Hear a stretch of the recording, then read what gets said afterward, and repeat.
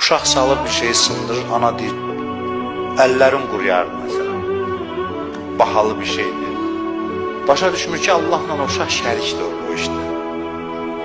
Allah bu qab sınması bəlkə başını sınacaqdır məsələn. Əlini sınacaqdır.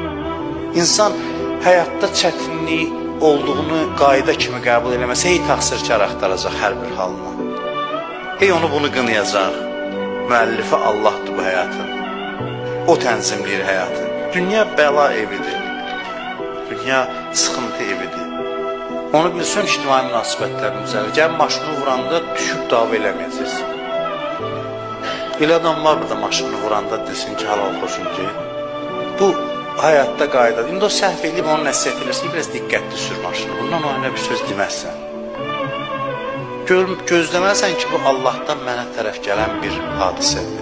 Bu olmasaydı başqa bir şey olacaq.